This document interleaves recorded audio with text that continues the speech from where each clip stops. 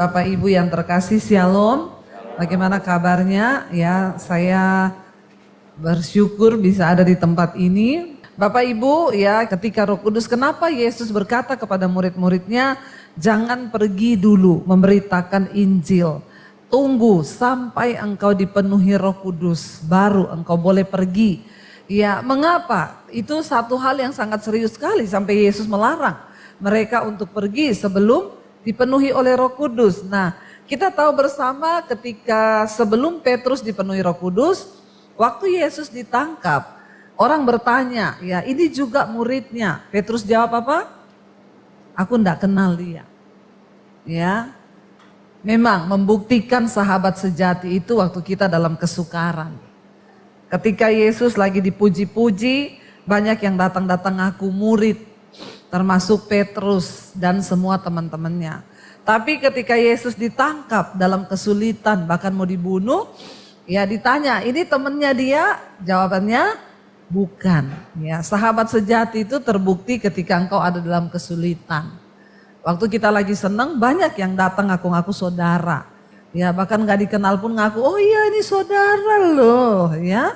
Saudara dari mana? Ya sepupu berapa kali, lain kali, ya itu banyak. Namanya juga manusia. Ya tapi ketika kita dalam pergumulan, dalam tekanan, dalam kesedihan, nah orang yang datang mengaku saudara, nah itulah sahabat yang sejati. Ketika Petrus belum dipenuhi Roh Kudus, dia menyangkal Yesus. Tapi ketika Roh Kudus penuhi mereka setelah peristiwa Pentakosta, ya, Yesus berkata jangan pergi sampai Roh Kudus itu dikirim kepadamu.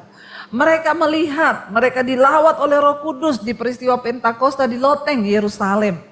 Apa yang terjadi? Kalau saudara baca di Kisah Para Rasul itu 1-2 itu peristiwanya bagaimana ya mereka menuju ke Pentakosta. Lalu pada Kisah Rasul pasal yang ketiga itu Petrus sudah mengalami jamahan Roh Kudus. Ya dan dia mulai menyembuhkan orang-orang lumpuh, orang sakit. Ya siapapun yang ditemui disembuhkan. Ya bahkan akhirnya dia mulai berani berkhotbah. Saudara jangan jadi Kristen yang cuma bikin panas kursi gereja. Lihat kanan kirimu. Ya bilang kamu cuma bikin panas kursi gereja enggak? Kita ini beribadah bukan cuma datang, duduk, diam, pulang. Tapi mari kita lakukan sesuatu, ambil bagian di dalam kerajaan Allah. Ini masih banyak kursi yang kosong. Ya, ajak saudaramu, temanmu, tetanggamu. Mereka yang belum bertobat mungkin. Ya, 1-2 kali tapi dia menolak, Bu. Enggak apa-apa, coba terus. Ya, beritakan tentang Yesus. Tapi memang hidup kita dulu harus berubah. Karena kalau kita nggak berubah, kita nggak bisa ngajak-ngajak orang akan ngomong gini, lu aja masih ngerokok, lu aja masih hidupmu kayak gitu, ngajak saya ketemu Tuhan Yesus. Ya, hidup kita harus berubah supaya orang melihat, lalu kita ngajak orang akan menjadi kesaksian. Engkau dipanggil bukan cuma jadi Kristen yang tiap minggu ke gereja pelayanan tapi nggak ada dampak apa-apa dalam kerajaan Allah. Kita harus berdampak di dalam kerajaan Allah. Semakin kita berdampak, Tuhan akan semakin perluas kapasitas kita. Supaya semakin banyak kita berbuah, amin. Ya, Yesus berkata, engkau itu ranting, aku ini pokok anggur. Barang siapa tinggal dalam aku, dia berbuah. Persoalannya banyak orang ngaku tinggal dalam Yesus, tapi kok gak berbuah? Nah itu pertanyaannya. Ya, apakah kita sungguh-sungguh tinggal di dalam Kristus atau tidak? Ya, dan akhirnya Yesus bilang kalau dia berbuah, dia akan semakin dibersihkan supaya semakin banyak berbuah. Tapi kalau nggak berbuah jadi ranting kering akan dipotong dan dibakar di dalam api, maka kebinasaan. Nah, Bapak Ibu, akhirnya Petrus mulai menyembuhkan orang lumpuh, dia ketemu orang dilayani. Ketika Roh Kudus memenuhi rasul-rasul, mereka mulutnya tidak tahan untuk menceritakan siapa Yesus. Harusnya kita juga begitu. Ya waktu kita jadi Kristen, kita dipenuhi Roh Kudus, ya, maka engkau akan pergi. Buahnya apa? Engkau tidak akan tahan ketemu orang, engkau akan cerita tentang kasih Tuhan. Masihkah itu ada dalam hidup kita ketika kita ketemu orang, kita bersaksi, kita cerita tentang Tuhan, ya, atau ya cerita tentang saham. Ya, banyak hamba Tuhan kalau ketemu yang diceritain saham, bukan Tuhan. Ya, ini jadi pertanyaan, apa yang kita ceritakan ketika kita berjumpa dengan orang yang kira-kira belum kenal Yesus, apakah kita bersaksi tentang siapa Tuhan? Ya, ketika orang dipenuhi Roh Kudus, maka dia nggak akan bisa tahan. Rasul-rasul pada waktu itu mereka dipenuhi Roh Kudus. Tadinya mereka orang-orang yang menyangkal Yesus, tapi ketika dipenuhi Roh Kudus mereka bercerita tentang siapa Yesus. Lalu kita lihat di Kisah Para Rasul ayat pasal yang ketiga, kita baca ayat 19 dan 21. Petrus berkhotbah di Serambi Salomo, ya. Ini isi khotbahnya. Ketika banyak orang di situ, lalu dia berkata kepada mereka, isi khotbah Petrus dia bilang apa di sana? Karena itu sadarlah dan bertobatlah supaya dosamu dihapuskan. Ya, lalu ayat yang berikutnya dikatakan agar apa? Tuhan mendatangkan waktu kelegaan dan mengutus Yesus yang dari semula diuntukkan bagimu sebagai Kristus. Sampai di situ saja dulu. Ya. Bapak Ibu, dikatakan di sana Petrus mulai berkhotbah di depan banyak orang. Apa isi khotbah Petrus yang diurapi Roh Kudus itu? Ya, dia bilang karena itu sadarlah dan bertobatlah supaya dosamu dihapuskan. Ini sebuah rahasia. Jadi Bapak Ibu, ternyata orang kalau berdoa minta ampun dosa tapi tidak bertobat, dosanya itu tidak dihapuskan. Amin. Jangan bermain-main dengan kasih karunia Tuhan. Yang orang yang dosanya dihapuskan itu dikatakan karena dia sadar dan bertobat, maka dosanya akan dihapus. Ya, tapi kalau orang berbuat dosa terus, ya, lalu minta ampun, diampuni, berdosa lagi, enggak. Ya, berbahagialah orang yang mengakui dosanya dan meninggalkannya, kata firman Tuhan. Ya, Petrus berkhotbah. Dia bilang karena itu sadarlah, bertobatlah supaya dosamu dihapuskan. Keadaan yang paling berbahagia bagi seorang manusia itu adalah ketika kita ini dosanya dihapuskan. Ya, siapa yang banyak dosa di sini? Ya, banyak dosa semua ya, puji Tuhan ngaku ya, banyak dosa. Yang tidak ada dosa, ya kalau ada yang angkat tangan itulah yang paling berdosa.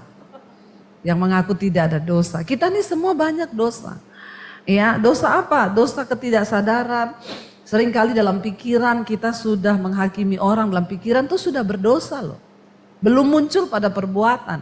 Kita baru lihat orang, lihat mukanya orang gak senyum, lalu kita pikir nih orang sama saya kok gini banget ya, itu udah dosa. Ya, jadi kalau mau dihitung setiap hari ini kita ini sebenarnya banyak dosa. Tapi Alkitab bilang berbahagia orang yang dosanya itu diampuni. Karena kalau kita gak diampuni hidupmu tuh sial. Usahanya sial, bisnisnya sial, keadaannya sial. Banyak orang datang pada saya bertanya, Bu, kenapa saya ini sial ya?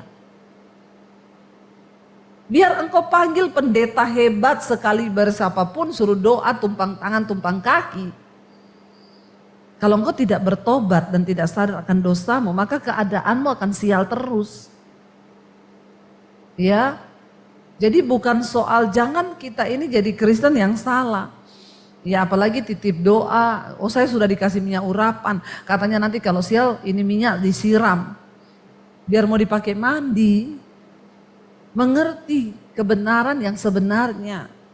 Ya, yang sial itu orangnya, makanya saya selalu bilang kalau ada orang datang, ya mau doain rumah, Bu saya minta ibu doain rumah saya mau pindah rumah baru. Tapi saya enggak ada, ibu aja datang nanti saya kasih kunci, nanti ada pegawai saya. Ya, saya bilang pret. Orang Kristen itu kadang-kadang salah pemahaman. Dia pikir Ketika dia bisa datangkan pendeta, pendeta suruh doain, dikasih amplop, pendetanya pergi doain rumah kosong. Itu juga pendeta kalau ada yang mau begitu, pendeta goblok. Ya, cuma karena dapat amplop mau pergi. Kita harus kasih pemahaman yang benar. Saya sering bilang Bapak Ibu, kalau Bapak Ibu nggak ada nggak usah doa dulu. Kenapa? Karena kita harus menyampaikan firman. Ya Bapak Ibu yang doain urapi rumah itu. Saya hanya berdoa Bapak Ibu sendiri yang urapi. Supaya setan tahu dengan imanmu lah yang tinggal di rumah itu. Ya bukan pendetanya siapa tapi orangnya yang tinggal di rumah itu. Yang harus punya iman yang benar. Kalau cuma engkau undang pendeta, dia berdoa, saudara nggak ngapa-ngapain, pendetanya pulang, waktu didoakan rohnya pergi, pendeta pulang, dia ajak 7 roh lebih jahat, maka rumahmu jadi sarang setan. Lalu engkau bilang, padahal lu saya suruh pendeta itu lo berdoa, lah kau tidak bertobat. Makanya rumahmu jadi sarang setan. Keluarga ribut terus, berantem terus. Karena orangnya nggak sadar dan tidak bertobat. Ya, demikian juga mau beli rumah, mau cari apa, banyak orang datang itu rumahnya tusuk sate loh, sial. Yang sial itu orangnya, bukan rumahnya, bukan soal tempatnya. Walaupun tempat itu ada setannya, kalau yang masuk orang benar, maka setan pergi, amin. Jadi buang pemahaman-pemahaman yang salah. Kalau kita dipenuhi Roh Kudus berkuasa atas kita. Saya kalau cari rumah malah yang tusuk sate. Ya, kalau ada rumah tusuk sate, lama tidak dihuni, kalau bisa ada setannya. Kenapa? Harganya murah. Ya, iya dong kita masuk, ya. Sampai saya dulu waktu beli rumah saya yang terakhir nih, satpamnya bilang, ibu kok beli rumah itu tuh rumah lama tidak dihuni loh. Rumah kosong ada setan. Nggak apa-apa Pak, kalau saya masuk setannya saya usir, nanti pindah ke pos Bapak. Dia bilang astagfirullah Bu, jangan begitu dong, makanya Bapak harus beriman. Kalau Bapak beriman, setannya nggak mau tinggal di pos Bapak, karena ada orang beriman di situ, amin. Jadi bukan pemahaman-pemahaman, berhenti punya pemahaman yang salah. Kalau kita ada dalam Roh Kudus, maka Roh Kudus akan memberikan kita pengertian. Ayat ini berkata dengan jelas, karena itu sadarlah dan bertobatlah supaya dosamu dihapuskan, agar Tuhan mendatangkan apa di sana dikatakan waktu kelegaan. Siapa yang mau mengalami waktu kelegaan hari-hari ini? Nah, udah pengep nih Bu. Ya, ada orang bilang sama saya, Bu doain dong biar saya jadi orang kaya. Udah capek miskin terus. Banyak masalah hidup kalau miskin. Enak aja doakan supaya jadi orang kaya. Pergi sana ke Gunung Kawi. Kalau cuma mau cari kekayaan. Ya, engkau pikir setelah engkau kaya engkau nggak ngep juga kalau nggak ada Yesus. Bagaimana kita ini bisa memiliki hidup di dalam kelegaan? Orang kaya juga banyak masalah. Jangan Bapak Ibu pikir orang kaya itu nggak ada masalah. Masalahnya lebih banyak dari kita.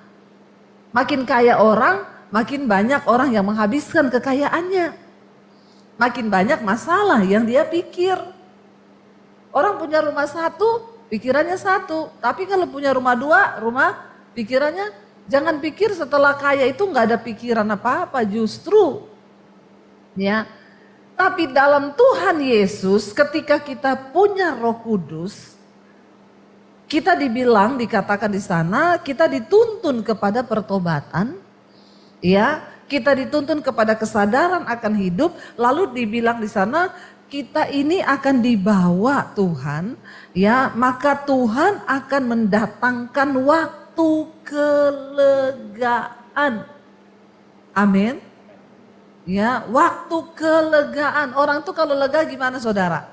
Ya, lega itu, aduh puji Tuhan, itu lega, amin. Kalau tanya tentang kelegaan mungkin kalau sama orang yang sakit bersalin. Ya itu sakit, minta ampun, tapi ketika anaknya sudah keluar, lega enggak dia? Aduh lega. Ya, yang pernah hamil pasti tahu rasanya.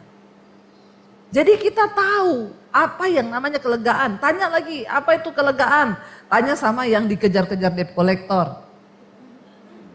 Ya, banyak yang tertawa ya, jangan-jangan lagi jadi sasaran.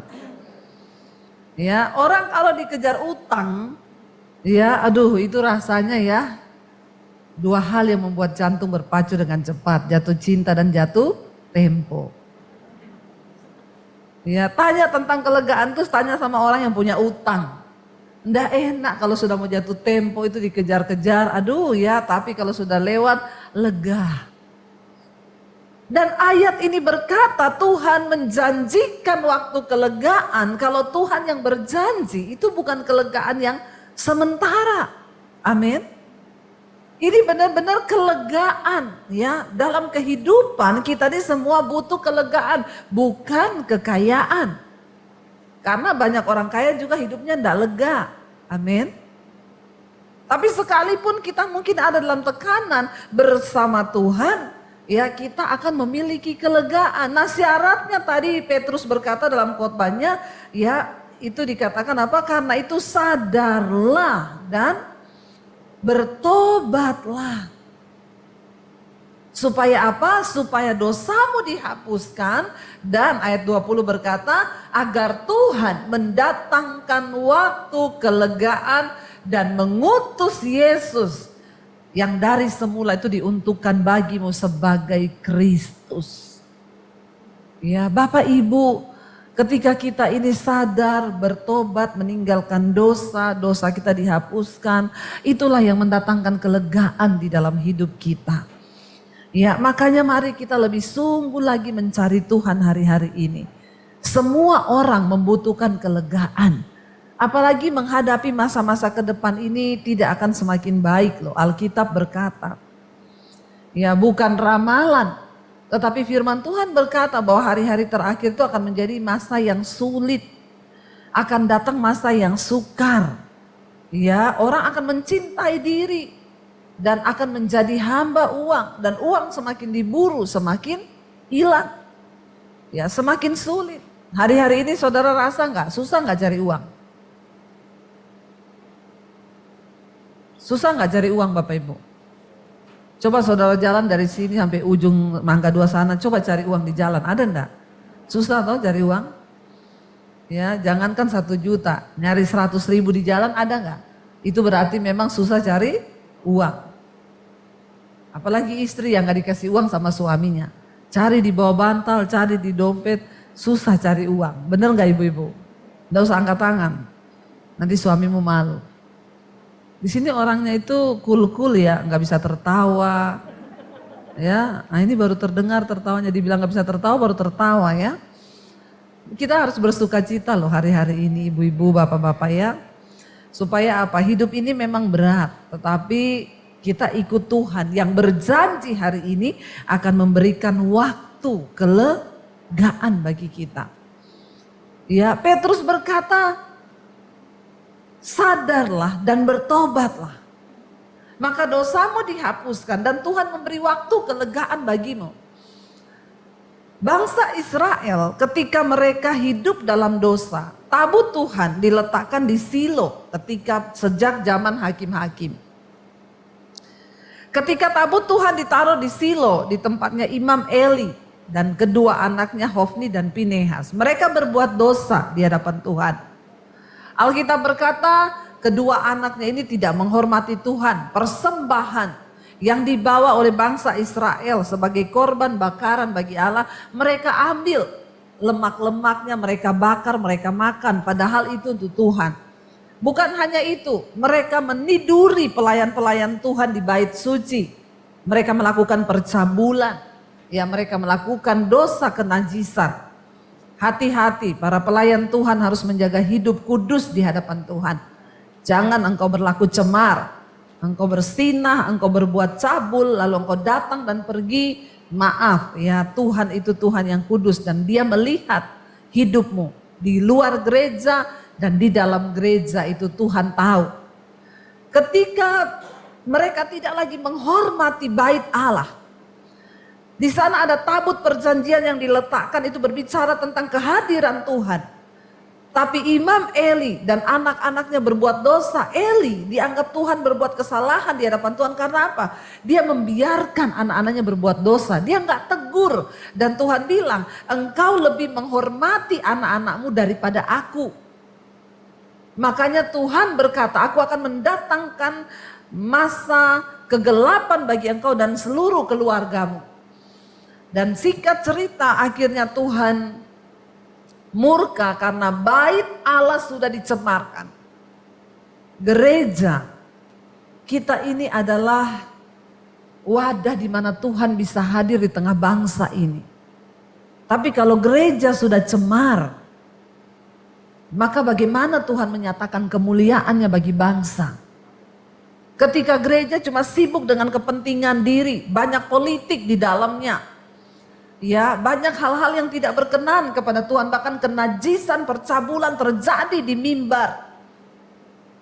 Maka itu sama dengan kita menghina Tuhan. Akhirnya Tuhan membangkitkan orang Filistin untuk datang berperang melawan bangsa Israel. Ketika mereka maju berperang, mereka masih GR, dipikir Tuhan akan membela mereka. Ketika mereka akhirnya berperang melawan orang Filistin, kalah, terpukul. Lalu para tua-tua Israel berkata, kenapa Tuhan membiarkan kekalahan ini menimpa kita? Ya, coba kita baca bersama, itu ada di dalam 1 Samuel. 1 Samuel pasal yang keempat. Kita lihat di sana tabut Tuhan dirampas. Ya, dikatakan di sana 1 Samuel 4 ayat yang pertama. Dan perkataan Samuel sampai ke seluruh Israel. Orang Israel maju berperang melawan orang Filistin dan berkemah dekat Ebenezer. Sedangkan orang Filistin berkemah di Afek. Orang Filistin mengatur barisannya. Di sana dikatakan ya.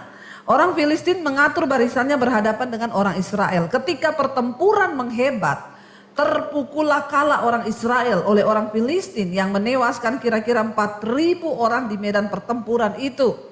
Ketika tentara itu kembali ke perkemahan, berkatalah para tua-tua Israel, mengapa Tuhan membuat kita terpukul kalah oleh orang Filistin pada hari ini? Marilah kita mengambil dari Silo tabut perjanjian Tuhan supaya ia datang ke tengah-tengah kita dan melepaskan kita dari tangan musuh kita. Pada waktu itu orang Israel, Bapak Ibu, berpikir kalau mereka membawa tabut Allah, maka mereka akan menang. Karena dari dulu tabut Allah itu berbicara tentang kemenangan. Ya, mereka masih berpikir bahwa sesuatu yang sifatnya rohani itu melambangkan lambang rohani akan membuat mereka itu bisa menang. Lalu mereka membawa, ayat 4 berkata di sana, kemudian bangsa itu menyuruh orang ke Silo. Lalu mereka mengangkat dari sana tabut perjanjian Tuhan semesta alam yang bersemayam di atas para kerub. Kedua anak Eli, Hofni dan Pinehas ada di sana dekat tabut perjanjian Allah itu. Segera sesudah tabut perjanjian Tuhan sampai ke perkemahan, bersoraklah seluruh orang Israel dengan nyaring sehingga bumi bergetar. Dan orang Filistin yang mendengar bunyi sorak itu berkata, apakah bunyi sorak yang nyaring di perkemahan orang Ibrani itu? Ketika diketahui mereka bahwa tabut Tuhan telah sampai ke perkemahan, ketakutanlah orang Filistin. Sebab kata mereka, Allah mereka telah datang ke perkemahan itu, dan mereka berkata, celakalah kita. Sebab seperti itu belum pernah terjadi dahulu. Ayat 8. Celakalah kita, siapakah yang akan menolong kita dari tangan Allah yang maha dahsyat ini? Inilah juga Allah yang telah menghajar orang Mesir dengan berbagai-bagai tulah di padang gurun. Tetapi saudara lihat ayat yang ke-9, orang Filistin berkata, kuatkanlah hatimu dan berlakulah seperti laki-laki, hai orang Filistin, supaya kamu jangan menjadi budak orang Ibrani itu seperti mereka dahulu menjadi budakmu. Berlakulah seperti laki-laki dan berperanglah. Ayat 10 berkata, lalu berperanglah orang Filistin sehingga orang Israel terpukul kalah. Ada tabut nggak di sana? Ada. Tabut dibawa. Mereka berpikir mereka akan menang kalau membawa tabut. Maaf Bapak Ibu, banyak orang Kristen sekarang berpikir dia datang ke gereja, dia masih menyembah Tuhan, tetapi hidupnya penuh dengan kekalahan dan kekalahan. Kenapa? Karena engkau tidak sadar dan tidak bertobat, sehingga Tuhan tidak mendatangkan waktu kelegaan kepadamu. Kalah, tabut dibawa. Lalu dikatakan di sana apa? Ya, maka kalahlah ya, terpukul kalah orang Israel. Lalu berperanglah orang Filistin ayat 10 sehingga orang Israel terpukul kalah. Mereka apa? Melarikan diri masing-masing ke kemahnya. Amatlah besar kekalahan itu dari pihak Israel. Gugur berapa? 30.000 orang pasukan berjalan kaki. 30.000 mati terbunuh. Banyak gak itu? Banyak sekali. Rasanya Tuhan tidak membela mereka. Ayat 11 berkata, lagi pula tabut Allah dirampas dan kedua anak Eli, Hofni dan Pinehas apa? Tewas. Ya, apa yang Tuhan katakan? Mereka sudah berbuat jahat. Ya, bahkan mereka tidak lagi menghargai korban, mereka tidak lagi menghargai bait kudus, mereka tidak menghargai pelayanan. Gereja sudah tidak menghormati Tuhan sehingga Tuhan mengizinkan bangsa Israel mengalami kekalahan. Tabut itu dirampas oleh orang Filistin. Dan anaknya Eli, Hofni dan Pinehas tewas. Ayat 12. Seorang dari suku Benyamin lari dari barisan pertempuran pada hari itu juga. Ia sampai ke Silo dengan pakaian terkoyak-koyak dari medan pertempuran loh. Dia lari ke tanah ya, dengan tanah di kepalanya. Ayat 13, ketika ia sampai, Eli sedang duduk di kursi di tepi jalan menunggu-nunggu. Sebab hatinya berdebar-debar karena tabut Allah itu. Ketika orang itu masuk ke kota dan menceritakan kabar itu, berteriaklah seluruh kota itu. Ketika Eli mendengar bunyi teriakan itu, bertanyalah ia, keributan apakah itu? Lalu bersegeralah orang itu mendapatkan Eli dan memberitahukannya kepadanya. Eli sudah umur 98 tahun umurnya dan matanya sudah bular sehingga ia tidak dapat melihat lagi. Kata orang itu kepada Eli, aku datang dari medan pertempuran. Baru hari ini aku melarikan diri dari medan pertempuran. Kata Eli, bagaimana keadaan anakku? Jawab pembawa kabar itu, orang Israel melarikan diri dari hadapan orang Filistin. Kekalahan yang besar telah diderita oleh rakyat. Lagi pula kedua anakmu Hofni dan Pinehas telah tewas dan tabut Allah sudah dirampas. Sebelum kisah ini Tuhan sudah berkata kepada lewat Samuel kepada Eli, karena engkau tidak menghormati kekudusanku, kedua anakmu akan mati dalam waktu yang bersamaan. Dan itu betul-betul terjadi. Bukan hanya kedua anaknya. Hari itu pun Eli tewas. Alkitab berkata di sana, ketika disebutnya tabut Allah itu, jatuhlah Eli terlentang dari kursi di sebelah pintu gerbang, batang lehernya patah dan ia mati sebab telah tua dan gemuk orangnya. 40 tahun lamanya ia memerintah sebagai hakim atas orang Israel. Tidak sampai di situ. Adapun menantunya, perempuan istrinya Pinehas, anaknya itu, ya sudah hamil tua. Ketika didengarnya kabar itu bahwa tabut Allah telah dirampas dan mertuanya laki-laki serta suaminya telah mati, duduklah ia berlutut lalu bersalin mendadak saudara. Sebab ia kedatangan sakit beranak hari itu juga. Ketika ia hampir mati, berkatalah perempuan-perempuan yang berdiri di dekatnya, janganlah takut sebab engkau telah melahirkan seorang anak laki-laki. Tetapi ia menjawab dengan tidak memperhatikannya. Ia menamai anak itu Ikabod. Ya, katanya telah lenyap kemuliaan Tuhan dari Israel. Karena tabut Allah sudah dirampas dan karena mertuanya dan suaminya. Katanya telah lenyap kemuliaan dari Israel. Sebab tabut Allah telah dirampas. Ketika itu Bapak Ibu terjadi masa kesuraman di Israel 20 tahun lamanya. Apa yang terjadi? Samuel tampil dan orang Israel berkata, kenapa Tuhan meninggalkan kami? Kenapa dia tidak memberikan kami kelegaan? Lalu Samuel tampil dan berkata, hari ini bertobatlah dan kembalikan dan tujukanlah hatimu berbalik kepada Tuhan. Maka dia akan memberikan kepadamu waktu kelegaan itu. Orang Israel kembali bertobat dan apa yang terjadi? Tuhan memberikan kemenangan kepada mereka. Bapak Ibu, waktu-waktu ke depan adalah masa yang sulit. Saya undang para imam musik maju ke depan. Kita tidak akan bisa memperoleh kelegaan kalau engkau tidak sadar dan bertobat. Pesan firman Tuhan hari-hari ini tidak lain. Mari kita sadar, bertobat dan berjaga-jaga. Karena hanya orang-orang yang hidup dalam pertobatan yang akan melihat jalan-jalan Tuhan bukakan. Hanya orang-orang yang mau hidup di dalam pertobatan yang akan melihat kelegaan demi kelegaan Tuhan berikan. Yang kita butuhkan bukan jadi kaya, Tapi kita butuh kelegaan yang dari Tuhan. Kita butuh kelegaan dalam rumah tangga kita. Kita butuh kelegaan di dalam segala hidup kita. Tetapi ketika kita sungguh-sungguh bertobat, maka Tuhan yang akan menjadi jawaban.